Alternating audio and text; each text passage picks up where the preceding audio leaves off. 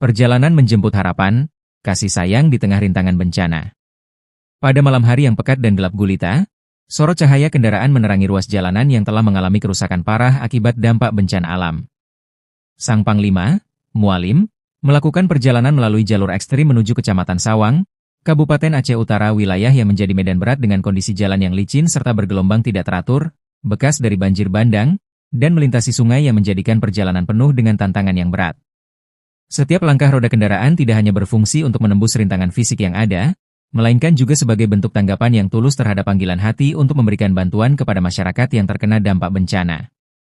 Setelah melewati berbagai rintangan, akhirnya rombongan Sang Panglima tiba di lokasi pengungsian yang tersebar di Desa Gunci, Dusun Lopungki, dan Desa Riseh Teunong.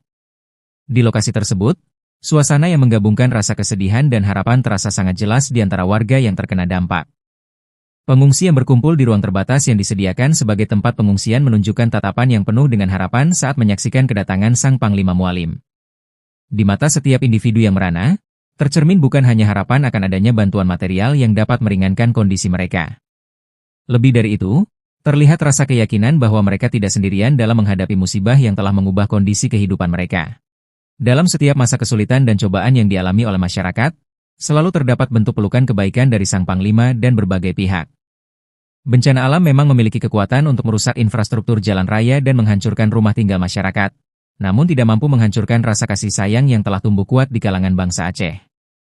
Setiap perjalanan yang penuh dengan tantangan dan rintangan menjadi bukti konkret bahwa nilai kasih sayang Panglima tidak mengenal batasan kondisi medan yang sulit maupun waktu yang tidak menentu. Nilai tersebut menjadi pijakan utama dalam membangun sinergi untuk menghadapi kesulitan dan membangun kembali kehidupan yang lebih baik di masa depan.